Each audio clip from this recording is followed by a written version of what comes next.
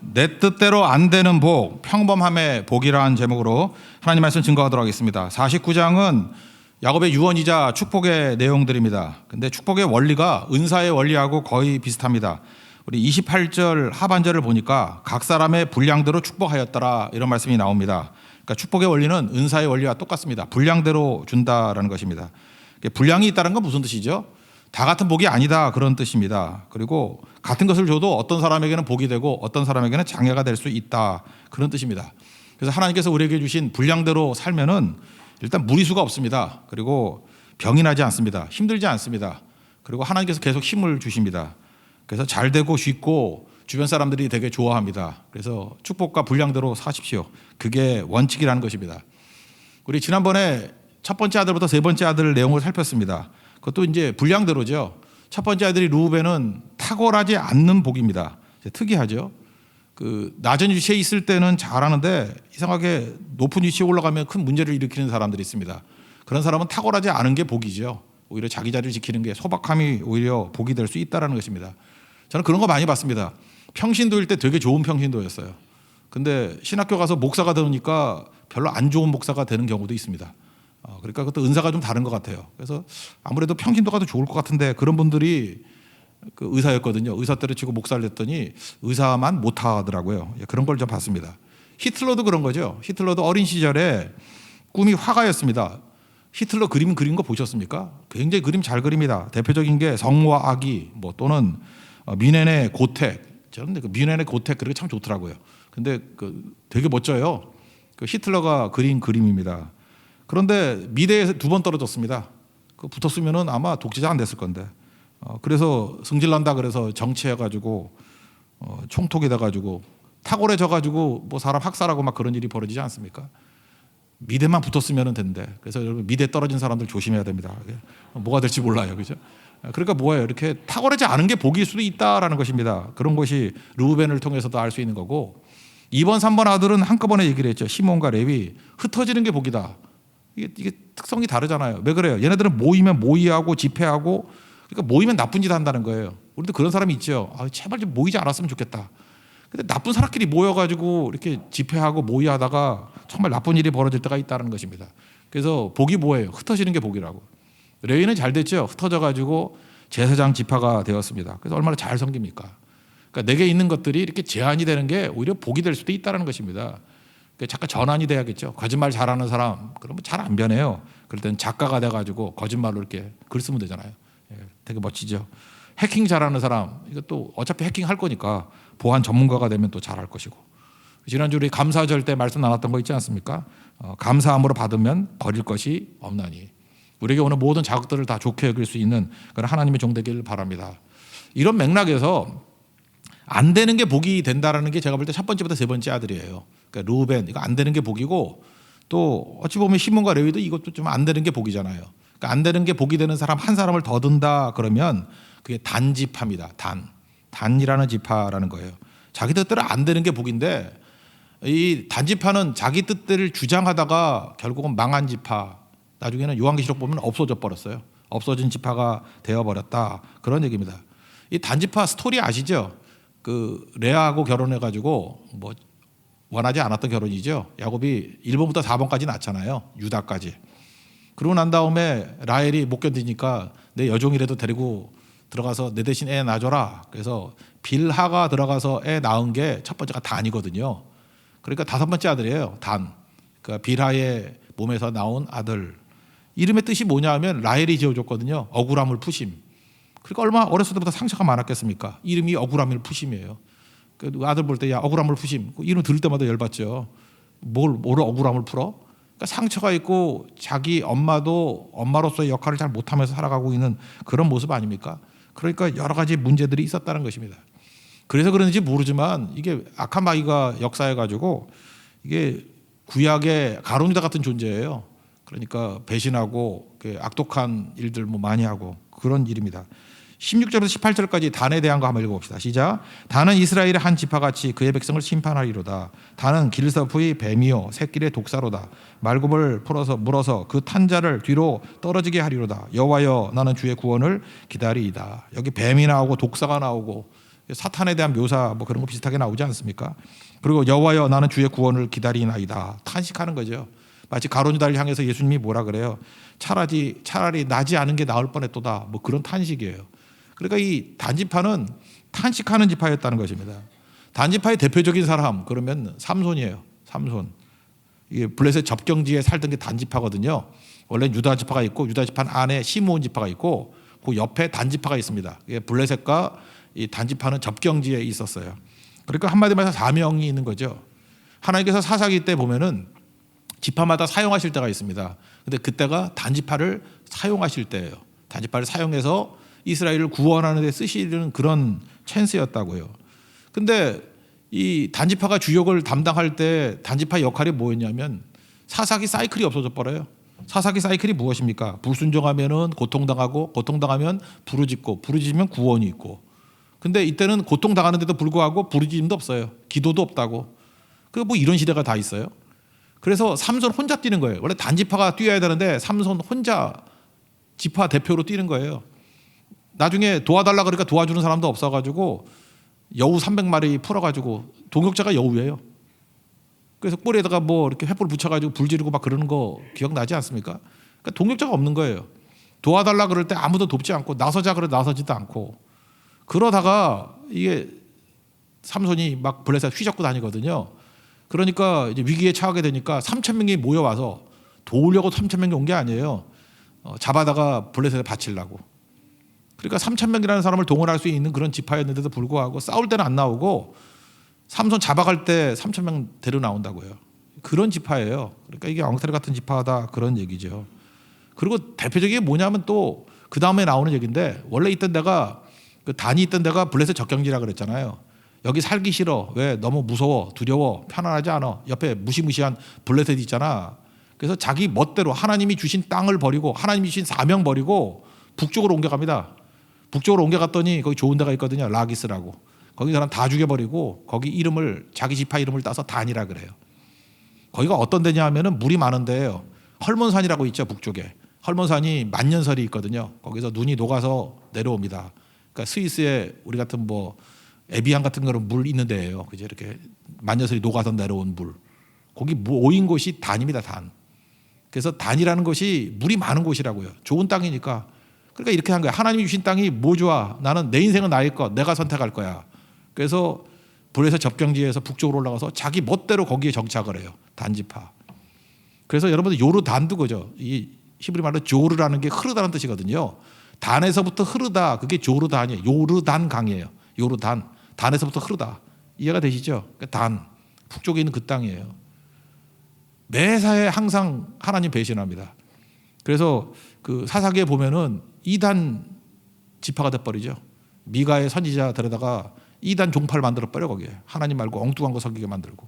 그다음에 북쪽 이스라엘이 하나님 떠났을 때 그 우상 숭배지가 두 군데 있었죠. 단과 베델.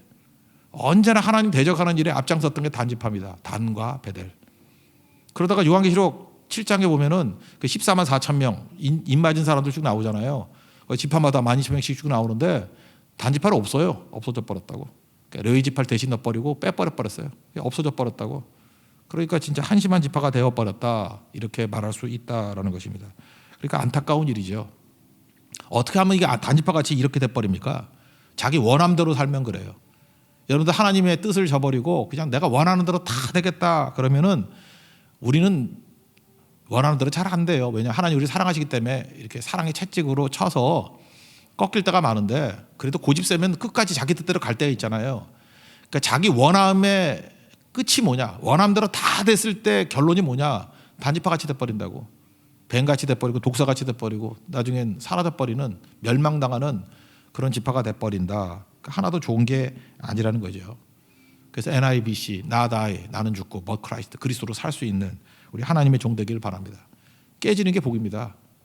여기 지금 1번, 2번, 3번 아들은 나름대로 안 되는 게 복이었잖아요. 근데 안 되는 게 되게 만들어서 저주가 된 지파, 단지파다 그런 뜻이에요. 그러니까 단지파같이 되지 않는 우리 순종하는 우리 하나님의 종 되기를 바랍니다. 그래서 하나님의 사명과 소명을 거절하고 거부하면 이렇게 된다라는 거예요. 좀 전에 우리 찬양했죠. 335장 2절 나의 일생을 인도해 주십시오. 내 인생 내가 가는 거 아니에요. 하나님 인도해 주셔야 되고 내 생각도 주관해 주십시오. 내 생각대로 살면 다 되면 단지파 같이 돼버린다고. 주의 뜻대로 날 다스려 주옵소서. 그게 우리의 복이라는 거예요. 그죠? 오 놀라운 나의 구주. 놀라운 주님이 나를 이끌어 주신다. 이 고백. 제가 볼 때 단지파가 335장 2절만 계속해서 찬양하고 이대로 순종했다 그러면 살아났습니다. 근데 자기 뜻이 강하고 자기 뜻을 관찰하다가 망한 지파가 되었다라는 거예요. 여러분 하나님께서 멈춰 그럴 때 멈추는 게 복입니다. 안 되는 게 복이라는 거. 내가 안 됐던 모든 것들이 하나님의 축복임을 인정하고 주께서 부르시는 그 길을 걸어가는 하나님의 종 되기를 축원합니다. 두 번째 파트는 어떤 거냐 하면은 이제는 부어지는 복이에요. 이건 이렇게 설명하기 좋겠죠. 안 되는 복이 있고 이거는 막 부어지는 잘 되는 복이다. 뭐 이렇게 말할 수 있는 거죠. 두 지파입니다. 유다 지파. 유다가 네 번째 아들이죠. 또 하나 요셉 지파 11번째 아들. 근데 뭐 내용이 많으니까 뭐 비슷하니까 유다 지파 하나만 놓고 오늘 설명을 하려고 그래요. 그러니까 막 부어줘도 문제가 없는 지파예요. 이건 축복이 축복될 수 있는 거죠. 그러니까 막 부어주는 거예요. 챔피언의 무게를 견딜 수 있는 지파, 그 유다 지파였다라는 것입니다. 8절부터 12절까지 유다의 복이 나오는데 유다를 향해서 이렇게 얘기해요. 뭐 찬송이다. 이름 뜻이 찬송이에요. 유다가 찬송인데 너는 이름같이 찬송이구나. 원수의 목을 잡을 것이다. 그리고 형제들이 너한테 절을 한대요. 원래 형제들이 절하는 복은 누가 받은 거죠? 11번째 요셉 아니에요. 요셉. 그죠? 해와 달과 11별이 절하고 곡식단이 절하고 그런데 이게 어떻게 유다로 넘어가 버렸어요. 남의 복도 내게 넘어올 수 있습니다. 왜 그렇죠? 희생하고 책임질 줄 아니까. 유다는요 다른 사람이 받았던 복까지도 다 누려요. 우리도 마찬가지입니다. 어떤 축복을 받은 사람이 있는데 그 사람 대신에 희생하고 사명 다 이루면 그 사람에게 영구히 복이 임하는 게 아니에요. 그 복이 막 나한테도 막 넘어오고 막 그래요. 그래서 누가 딱 보다가 안 한다 그러면 비난하지 마세요. 왜 너는 불순종하고 너는 왜 세금 회피하냐 그러지 말고 그냥 내가 해버려요. 내가 봉사 안 하고 그러잖아요. 그러면 자꾸만 봉사하라 그러지 말고 그냥 내가 해버리지. 그러면 그 사람에게 입했던 모든 복이 다 넘어온다고. 대표적인 게 유다예요. 그래서 그냥 감당하십시오. 감당 많이 하면은 이런 복과 은혜가 넘치게 된다라는 것입니다. 순종의 축복, 그게 유다예요. 그게 유다의 축복이 넘쳐나는 거죠. 그것만 따로 한번 읽어봅시다. 8절입니다. 시작. 유다야 너는 내 형제의 찬송이 될지라 내 손이 내 원수의 목을 잡을 것이요 내 아버지의 아들들이 내 앞에 절하리로다. 요셉의 축복까지도 그에게 다 넘어오게 되더라. 그러면서 하나님께서 유다에게 크게 보면 세 가지 축복을 줬다고요. 첫 번째는 용맹, 두 번째는 왕, 세 번째는 부요함. 다시 정리합니다. 이 세 가지가 나와요. 용맹스러운 자가 내게서 나올 거고 왕이 나올 거고 세 번째 부요함이 너에게서 나올 거다. 용맹스러움의 대표적인 게 누굴까요? 유다 지파의 후손 가운데 갈렙. 여호수아 14장 같은 데 보면은 이 산지를 내게 주소서 그러면서 헤브론 산지를 달라 그러고 이 85세 노인이 막 이기고 그러지 않습니까? 용맹스러움. 그러니까 나하고 관계없어요. 하나님께서 힘 주시면 내가 사명 다 하겠습니다. 그럴 때 용맹함이 막 임하는 거죠. 갈렙. 그다음에 규라는 게 왕권을 얘기하는 거든. 왕권은 뭐 다윗이죠. 다윗이 왕되었잖아요. 그다음에 부유함 그러면 뭐 그의 아들 솔로몬만큼 부유한 사람이 어디 있어요? 여기 부유함을 묘사할 때 두 가지로 묘사해요. 귀한 걸 흔하게 쓰면 부자죠. 그 이스라엘에서 제일 귀한 게 두 가지예요. 하나는 포도가 귀했고 포도주는 부유함. 그래서 결혼식 할 때 좋은 거니까 포도주 주고 막 그러잖아요. 또 하나가 우유가 귀했어요. 우유는 뭐 함부로 쓸 수 있는 게 아니었거든요. 근데 여기 뭐라고 되어 있냐면 포도나무는 포도가 떨어질까 봐 조심스럽게 다루는데 포도나무 보세요. 이렇게 금방 흔들면 떨어져요. 근데 거기다가 나귀를 맨대. 나귀 막 흔들면 떨어지잖아요. 무슨 뜻이에요? 그만큼 흔하다 그런 뜻이에요. 뭐 비유를 이렇게 했는지 모르겠어. 그리고 우유가 굉장히 귀한 건데 우유로 빨래를 한대. 우유로 빨래를 하면 좋나? 우리도 그런 거 있잖아요. 우유는 저는 마시는 걸로 귀한 걸 하는데 여자분들은 목욕을 한다며 뭐 피부에 양보하세요. 그럴 때마다 섬찟해요. 어떻게 우유를 먹어야지 목욕을 하나? 막 화가 치밀어 오르고 막 그러죠. 그 귀한 걸. 근데 여긴 그랬다는 거예요. 우유로 빨래를 한다. 그러니까 우리나라 여자들이 좋아하겠죠. 그래서 그 내용을 한번 봅시다. 9절부터 12절까지입니다. 시작. 유다는 사자 새끼로다. 내 아들아 너는 움킨 것을 찢고 올라갔도다. 그가 엎드리고 웅크림이 수사자 같고 암사자 같으니 누가 그를 범할 수 있으라. 용맹. 10절. 규가 유다를 떠나지 아니하며 통치자의 지팡이가 그 발 사이에서 떠나지 아니하기를 실로가 오시기까지 이르리니 그에게 모든 백성이 복종하리로다. 왕권. 11절. 그의 나귀를 포도나무에 매며 그의 암나귀 새끼를 아름다운 포도나무에 맬 것이며 또 그것을 포도주에 빨며 그의 복장을 포도즙에 빨리로다. 그의 눈은 포도주로 인하여 붉겠고 그의 이는 우유로 말미암아 희리로다. 그러니까 그 귀한 포도와 우유가 지천에 깔렸다. 막 쓰더라. 그러니까 부유함 이런 거였죠. 그러니까 이게 하나님께서 이렇게 축복을 주신 거 누구에게 주는 거예요? 전제 조건이 뭐예요? 잘 사용해야죠. 잘 사용하면 능력이 있어지는 거죠. 용맹함 줬는데 갈렙은 헤브론 산지 얻는데 사용하고, 다윗에게 왕권을 줬더니 그게 하나님 나라를 이끄는데 잘 쓰임 받았잖아요. 솔로몬도 부유함을 줬더니 성전 짓고, 물론 뒤에 아쉬움이 있죠. 그래서 부유함, 이거 아쉬움이 있어요, 사실은. 그죠? 그렇지만 하나님께 주신 것을 잘 사용하면 이게 영광이 될 수 있다라는 것입니다. 잘 사용해야죠. 요즘에 그 금요철야 때 열왕기하 살피는데 엘리야의 후계자가 엘리사잖아요. 엘리야의 상징은 뭐예요? 불의 선지자잖아요. 불의 선지자는 무슨 뜻입니까? 심판을 뜻하는 거거든요. 그저 말 듣고 돌아오지 않으면 이제 심판한다, 그런 뜻인데, 엘리야가 승천을 합니다. 승천한다는 건 뭐죠? 일종의 포기예요, 포기. 해도 안 되니까 엘리야가 승천하면 그 다음에는 기다리는 게 뭐예요? 심판이라고, 불심판. 그래서 50부장씩 올 때마다 불 맞아 죽잖아요. 그죠? 이제 그건 샘플이에요. 이제 엘리야 승천하면 니네 다 죽었다예요. 하나님 심판. 그거를 엘리사가 알았습니까, 몰랐습니까? 알았다라는 거예요. 그래서 하나님 앞에 나가서 모세같이 기도하는 거예요. 우상숭배하던, 금송아지 우상숭배하던 이스라엘 다 죽여버리고 모세 너를 통해서 새 민족 만들겠다 그럴 때 모세가 뭐라 그래요? 출애굽기 32장 32절에 내 생명책에서 내 이름 지운다 할지라도 이 백성 용서해달라고 중보기도 하죠. 엘리사의 심정이 그런 심정이라고요. 제가 압니다. 엘리야 승천하면 이제 다 죽는 거, 심판하는 거 압니다. 한 번만 더 기회를 주세요. 그리고 뭐라고 기도하죠? 엘리야에게 주신 능력 갖고 안 되면 내게 갑절의 능력을 더 주셔서, 그죠? 성령의 역사하는 갑절의 능력을 더 주셔서, 옛날 성경에 가면 갑절의 영감을 더 주셔서 내 감당하게 해주세요. 그게 엘리사의 심정이었어요. 그러니까 뭐예요? 하나님께 능력 주시면 사용하겠다는 거죠. 그게 유다의 스피릿이에요. 우리도 그런 마음이 있어야 된다는 것입니다. 복 받으면 뭐 할 거예요? 사명이 있어야지. 목적이 있어야죠. 그거 갖고 뭘 하겠다, 그런 게 있어야 되는 거 아닙니까? 하나님께서 그 기도를 응답하시고 그에게 갑절의 능력을 주시죠. 그래서 사용하는 거 아니에요? 그게 너무너무 중요한 거죠. 저는 이렇게 메모를 많이 하거든요. 일기도 많이 쓰고 하는데, 최근에 제가 옛날 거 한번 뒤져봤어요. 그랬더니 2001년이더라고. 2001년에 그때 그 뭐 일기 비슷한 거 있어요. 기도 제목도 있었다고. 제가 설교 중에 그런 설교를 했는가 봐요. 우리 한국 사람들이 못하는 게 있죠. 은사가 없는 게 언어의 은사예요. 우리 한국 사람 진짜 언어가 약해. 영어 정말 12점 공부해도 안 되고 뭐 그래요. 뭐 하여튼 우린 언어가 잘 안 되는 민족이에요. 그래서 기도를 바꿨어요. 그때 기도를 그렇게 했더라고. 하나님, 우리는 언어가 안 되는 민족입니다. 그냥 한국어가 세계어가 되게 해주세요. 뭐 이런 거 있었어요. 거기 메모가 돼 있더라고요. 온 성도가 다 웃음 이렇게 돼 있더라고요. 거기 가로치고 숙대 대강당 뭐 이렇게 써 있는데, 지금도 저 기억나요. 그죠? 그때 그렇게 기도했더니 비웃었는데 제가 뭐 끊임없이 기도했던 것 같아요. 그거. 저는 뭐 여러 성도들의 기도의 응답이라 생각하는데, 지금 현재 그런 일이 벌어지잖아요. 문화로 한국어가 이제 세계어가 막 돼가고 있잖아요. 그죠? 막 BTS 그래서 노래도 그렇고, 뭐 요즘에 뭐 드라마, 영화 만들기만 하면 뭐 다 그러잖아요. 그죠? 오징어 게임도 그렇고, 뭐 지옥도 그렇고, 전 세계인들이 다 보고 그러지 않습니까? 이제 더빙해서 듣다가 감이 안 온다고 한국어 그대로 듣는데요. 그래서 한국어 리스닝이 다 된대요, 요즘에. 그리고 미국 사람들 요즘에 한국어 몇 마디 하면 되게 고상한 것이 된대. 혹시 오징어 게임 아세요? 그 유리창에 빠져가지고 죽는 거? 그거 미리 알잖아요. 어떤 사람이 뭐 그 돈 내가지고 뭐 했다며. 근데 뒤에 가면 유리하다는 거 다 알잖아요.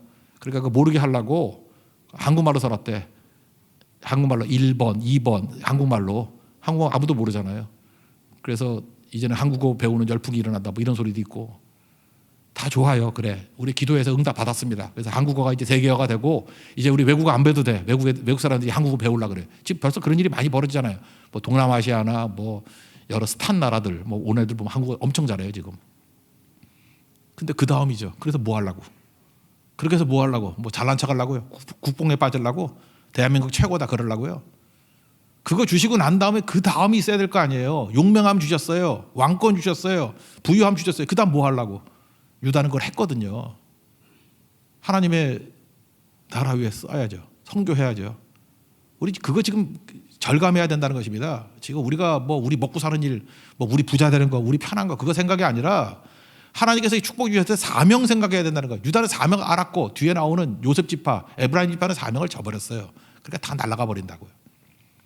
그러니까 우리가 유다의 길을 걸을지 아니면 에브라임의 길을 걸을지 반드시 붙들 줄 알아야 된다라는 것입니다.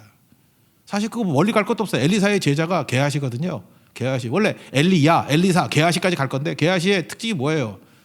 그 돈 해먹었잖아요. 거짓말하고 그 나만한테 돈 해먹었잖아요. 횡령이잖아요. 횡령. 저 이렇게 생각해요. 게하시가 뭐 돈 해먹어서 욕심이 많았다.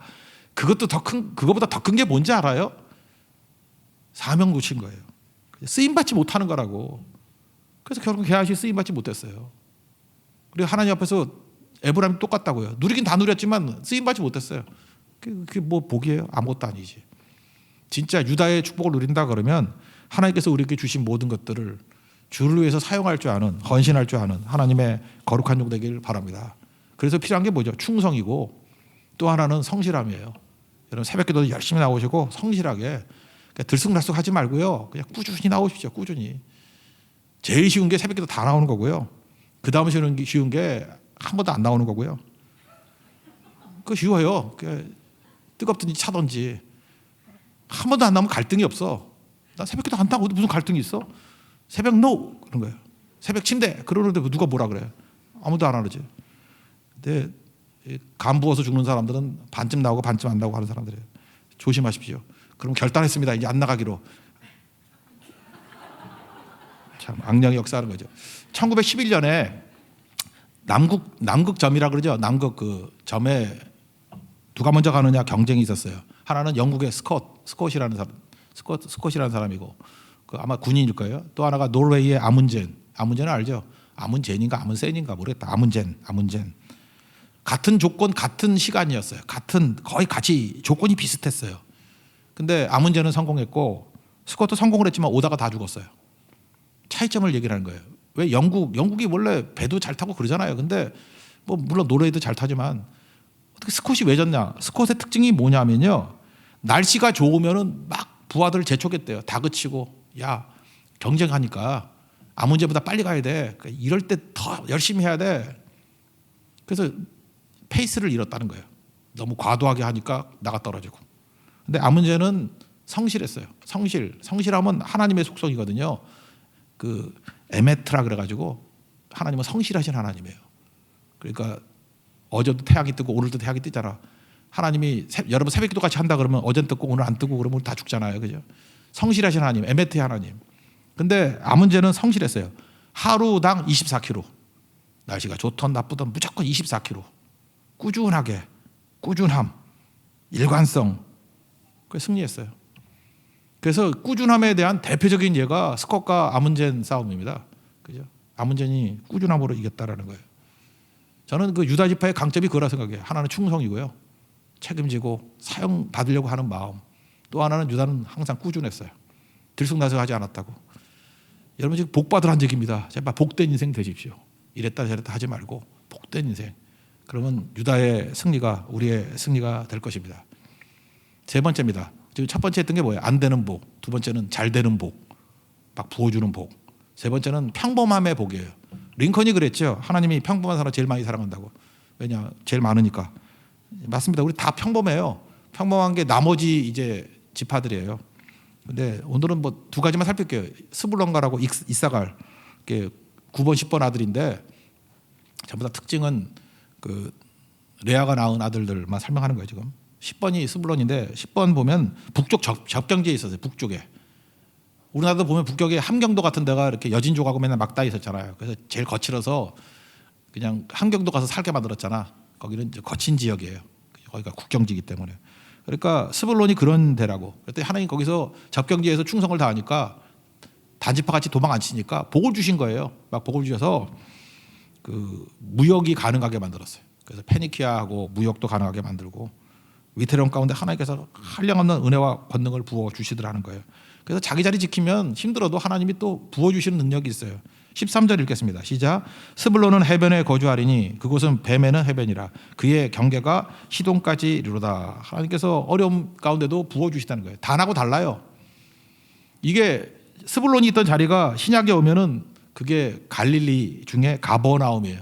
예수님이 가버나움에 이사 가셔서 나사렛에서 자랐지만 사역하신 데는 가버나움 중심이거든요. 가버나움이 어느 지역이에요? 스불론 지역. 그래서 마태복음 4장 13절 보니까 나사렛을 떠나 스불론과 납달리 지경 해변에 있는 가버나움에 가서 사시니. 예수님께서 가버나움에 사셨다. 가버나움은 어디예요? 스불론 지역이라고. 거기서 이렇게 얘기해요. 이사야 선지자를 통해서 예언하셨다. 뭐라 그랬느냐? 스불론 땅과 납달리 땅과 요단강 저편 해변길과 이방의 갈릴리여 흑암에 앉은 백성이 큰 빛을 보았고 사망의 땅과 그늘에 앉은 자들에게 빛이 빛이었도다. 그러니까 제가 볼 때 스불론에게 주신 최고의 축복은 예수님 주신 거예요. 예수님의 공생에 거의 가버나움에서 다 이루어졌어요. 예수님께서 스불론 땅 경계지에 한량없는 축복과 은혜를 부어주신다는 거예요. 힘들어도 그 자리에 버티십시오. 스불론의 축복이 임합니다. 큰 빛을 먼저 보고 예수님이 거기에서 주로 사역하신다고요. 예수님이 센터에서 일하신다고요. 이게 평범한 복이죠. 평범하면 어때요? 힘들면 어때?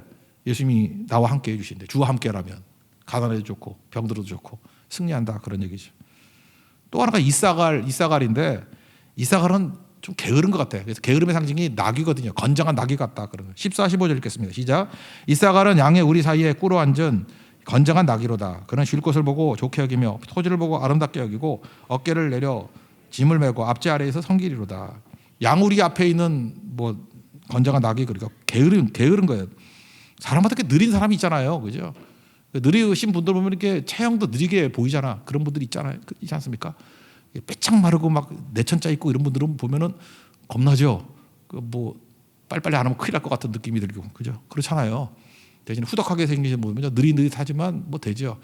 게으름도 이것도 복이라는 거예요, 복. 게으름이 복인 게 뭐냐? 뭐 이런 거죠. 게으르다고 무조건 나쁜 거 아니에요. 빌 게이츠가 이런 얘기를 했어요. 게으른 사람에게 중요한 일 맡긴다. 이상하죠. 왜 게으른 사람에게 중요한 일 맡기냐?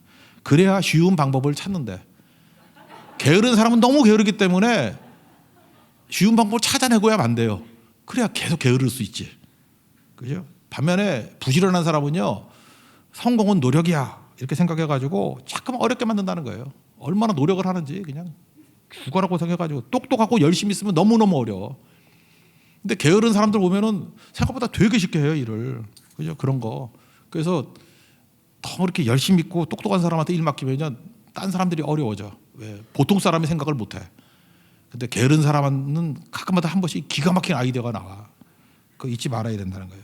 그게 초기 온라인 구매할 때의 특징이에요. 그게 아마존이 있잖아, 아마존. 우리 초창기 때 여러분들 그 온라인 구매 해보셨어요? 인터넷으로? 저 하다가 때려친 적은 여러 번 있었어요. 맨날 뭐 입력하라는 게 많아. 입력하라는 게 뭐 주소를 입력하세요, 뭘 입력하세요, 뭐 보안, 뭐 카드 넣고, 뭐 번호하고 다시 하고. 나 미치겠더라고 진짜. 그래서 안 샀거든요. 근데 그 아마존에 제프 베이조스가 그런 얘기했다는 거예요. 이 사람 좀 게으른 사람이거든, 회장인데. 야, 원클릭으로 클릭 한 번으로 구매하게 만들어 봐라. 그 담당자가 하트머니한데 이게 되게 똑똑한 사람이거든. 얘 못했어요. 근데 이게 게으른 사람이 말하니까 만들어내잖아요. 그래서 아마존이 왜 전 세계 온라인 시장 다 잡았는지 아십니까? 이거 특허 출연했거든요. 거기 뭐지, 카트에다가 집어넣고 클릭 한 번으로 딱 주문되게 만드는 거 알잖아요. 해봐서. 안 해봤어요, 아마존? 예. 이게 특허의 특허. 그래서 20년 동안 경쟁사를 압도했던 능력이라고요. 이거 누구예요? 이사가를 썼기 때문에 그래요. 게으른 사람. 그죠? 게으른 사람에게 중요한 일을 맡기면 쉬운 길을 찾아냅니다. 왜? 워낙 게으르기 때문에.